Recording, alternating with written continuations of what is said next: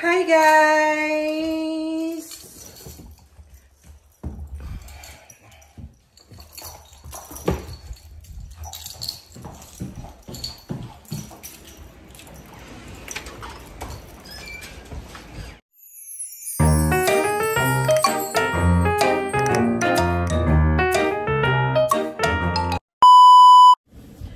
Hi guys! Welcome sa ating YouTube channel. So today is September 1, 2024 and ngayon ay nagse-celebrate ang Australia ng Father's Day! Yay! Happy Father's Day sa lahat ng mga tatay dito sa Australia.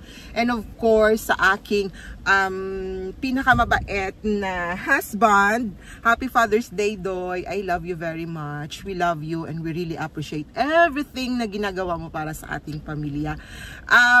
Yun, hindi niya alam, natutulog siya ngayon kasi may trabaho siya. So, hindi niya alam na bibili ako ng regalo para sa kanya. Sabi ko lang, ay, bili lang ako ng cake and then mag-dinner na lang tayo mamaya. Pero wala akong pera, sabi ko. Wala akong regalo sa'yo. Which is okay naman sa kanya. Okay lang naman sa kanya yun. Hindi naman siya kasi ganun ka-materialistic. Much more na ako yung humihingi ng regalo kaysa siya na humihingi ng regalo. Pero of course, kasi para na rin na papakita natin sa kanya na na-appreciate ko siya, na-appreciate namin siya, bibigyan ko siya ng konting regalo. So yun yung gagawin namin ng anak ko. Pupunta kami sa sale para kunin yung in-order ko na cake and then bibili na rin ako ng regalo para sa kanya. Tara, samahan niyo ako. Oh my God, ang hangin talaga. Andito na ako sa sale, nag-park lang ako and then dumaan ako sa Burrito Bar, isang restaurant. Nag-order ako ng request ni Miet na, ano ba yun? Chicken tenderloins tsaka churros. Mag-withdraw lang ako kasi gusto na ng cash. Mag-withdraw ako dyan sa Combank.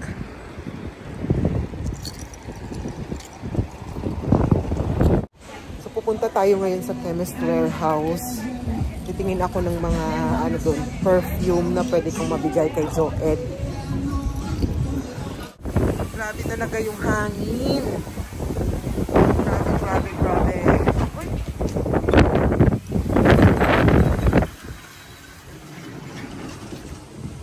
So, yung binili ko for Joed is yung cologne na Versace. Medyo pricey siya, pero okay lang. And then, vitamin B complex kasi kaninang umaga, nanghingi siya. Gusto niya doon ng vitamin B complex. So, yun, dinagdagan ko na lang ng vitamin B complex. So, punta lang ako dito pangdagdag sa aking regalo.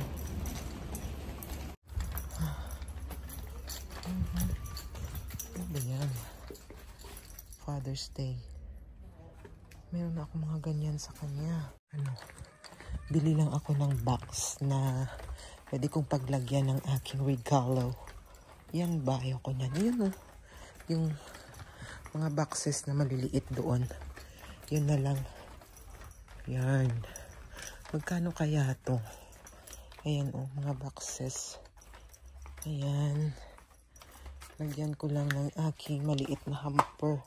Ayun siguro Happy birthday. Walang Father's Day. So, bumili lang ako guys nitong box. Tsaka ayan, para paglagyan ko ng mga regalo ko. Personalized gift. Yung box na to, at least magagamit ko pa siya sa or sana na lang yung shoe box.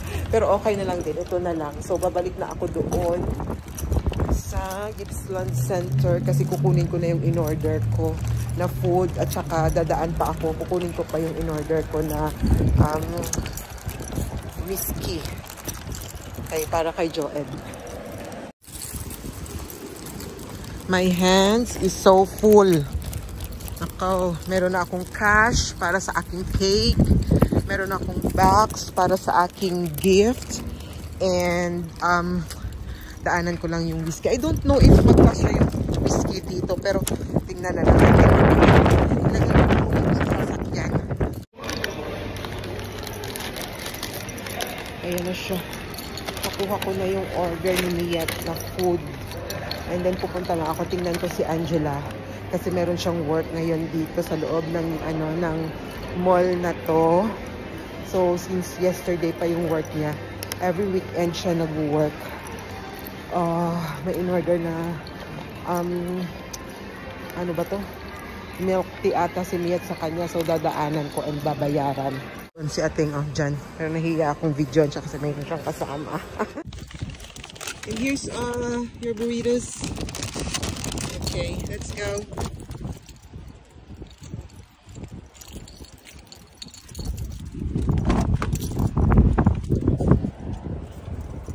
Mahapit pa ako sa Dan Murphy. Sang ano ko kay papa mo. Alright, let's go. Can I have a drink? Grabing hangin. I hate this.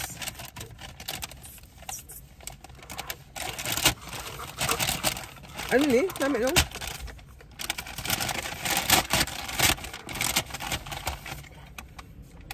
Hindi ko na vlog si Angela doon sa pinagtatrabahuan niya kasi nahihiya ako i-vlog siya. May kasama siya kasi. So baka ayaw ng kasama niya na makita sa video. So wag na. So we got this one. What's this? Tenderloins chicken. Ayan. Ang sarap. 2 for... Ilan ba to? 6 pieces. $14. And then meron din siyang 2 churros na may chocolate dip. Patikim. Daan lang ako doon sa Dan Murphy para kunin yung biscuit ni Joanne niya in-order ko.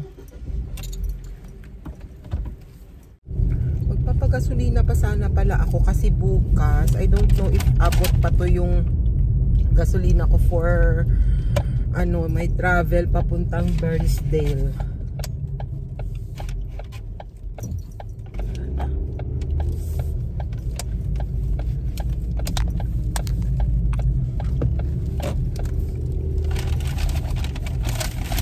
Nami galinin mo ang lychee niyat.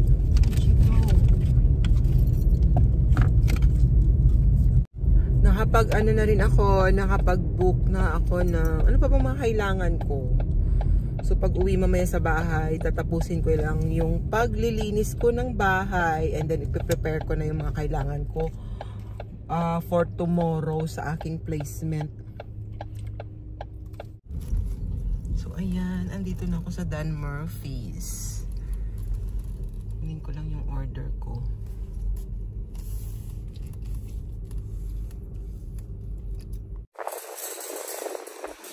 Ayan.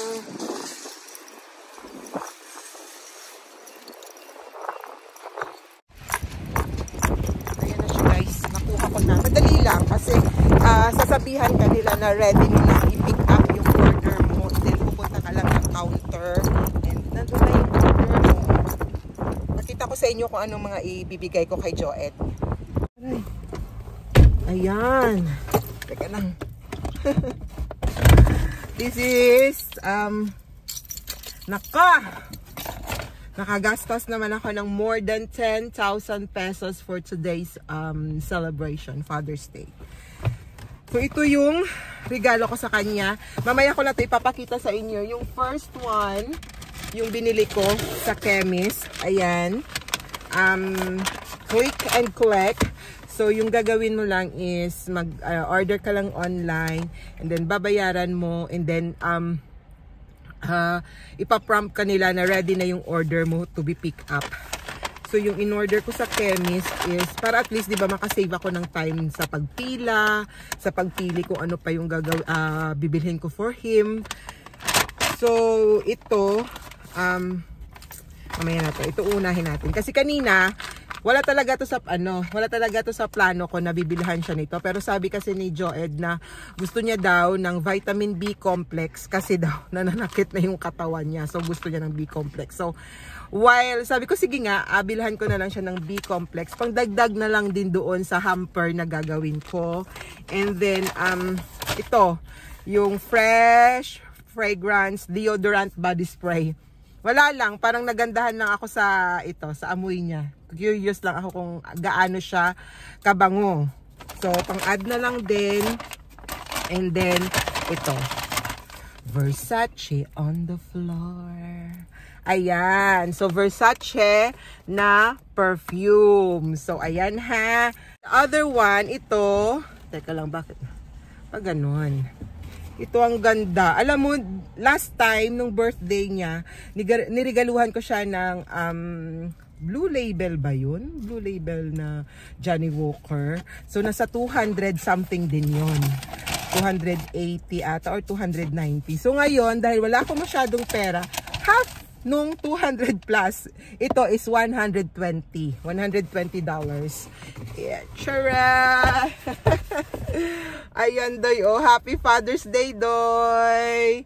Oh my God, I love it! Ang ganda! Ang ganda niya. Ang ganda. Oh. Ang ganda. Kasi, alam nyo, this is 15 years old, whiskey, blah, blah, blah. So, ganon. Ganon yung ano niya, description dito. Parang 15 years old whiskey na to. So, ayan. Hindi niya alam na ganito yung regalo ko. Kaya siguro hindi ko na lang siya binigyan ng hamper na ganyan. Pero anyways, tara na. Kasi dadaanan ko pa yung cake. Ilalagay ko lang to dito sa loob, sa likod. And, ano bang sasabihin ko? Yan. Kasi nagpaplano si Joed na maglagay ng minibar doon sa bagong bahay someday. Gusto niya may minibar siya doon. So, paunti-unti binibilhan ko siya ng mga whiskey, ganyan. Para at least meron na siyang ilalagay doon. Teka lang. Is there anyways there? Ayokong dumaan dyan. Dito ako dadaan sa kabila. So, ayan. Daanan ko lang yung cake namin. And then, so surprise ko yan mamaya sa kanya. Kasi alam nyo, sabi niya kasi sa akin kanina, hindi naman kasi si Joed palahingi ng mga regalo, hindi. Mas more on ako yung palahingi. Like, nasasad ako kapag wala akong flowers, wala akong gifts, ganyan. So, napaka-demanding ko in terms of like that.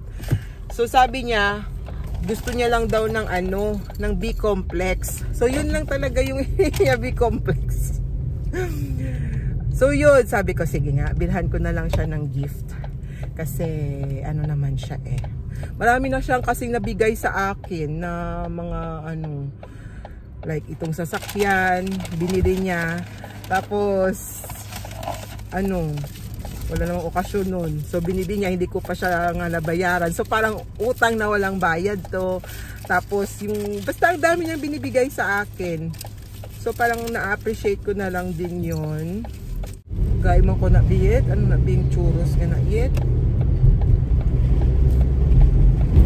Hello.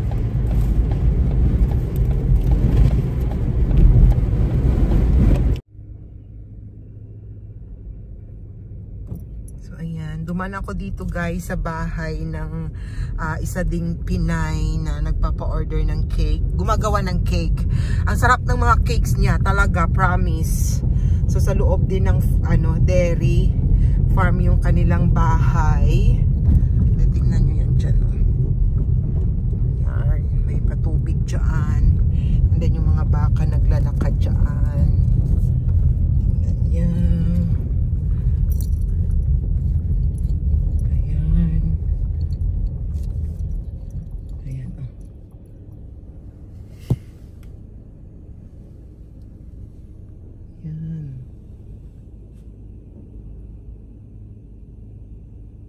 Yan. Tingin-tingin sila. Ay, nakakamiss din yung mag-milking ng ng mga baka.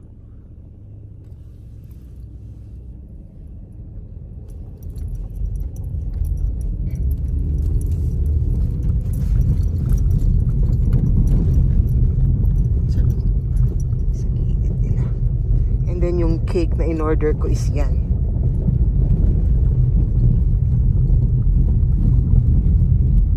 So ayan ayan guys, ako na lang mag-isang umuwi kasi si Miet nagpaiwan doon sa bahay ng kaibigan niya. Kasi yung anak nitong nagpapa-order ng cake, kasamahan ko sa trabaho, yung anak niya, kaibigan ni Miet. So andoon, sabi niya kasi bored siya sa bahay. Daanan lang siya namin mamaya pag mag-dinner na kami. So ayan guys, andito na ako sa bahay pero wala si Joey dito at saka si Janjan kasi meron silang mga trabaho. And then yung gagawin ko ngayon is ipiprepare ko lang yung yung mga gifts ko for Joey.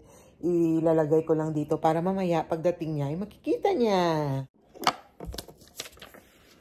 Kasi wala akong makitang kanina guys doon. Kahit saan ako magpunta kasi nga Sunday ngayon. So yung ibang bilihan doon is naka-close. Nag-print na lang ako ng mga quotes. O diba may effort? Para may effort lang din. O diba? Tapos ilalagay ko to mamaya sa ilalagay ko to doon sa sasakyan sa may driver seat. Para pag open niya mamaya, pag umalis kami na mag-dinner, meron siyang pa-surprise doon. So, ayan na siya. Ayan lang. Lalagay ko doon. And then, itong Happy Father's Day, Papa Dodoy, ilagay ko sa cake. Ayan guys, yung isa kong gift, ilalagay ko doon sa driver seat ng sasakyan. Dito ko na lang siya ilalagay sa driver seat para mamaya, pag alis namin, pag open niya ng sasakyan, andyan. So, hindi niya naman siguro masyadong halataan pag open.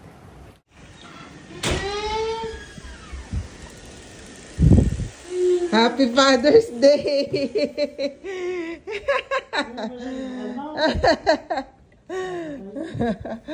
Happy Father's Day!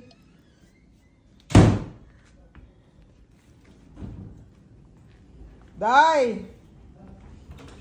Happy Father's Day!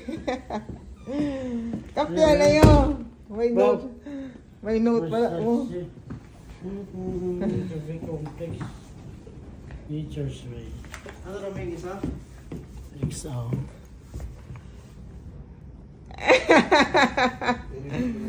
Pagdugang mo sa collection. Bang? Kaya Happy Father's Day. Tistiyan ko ni.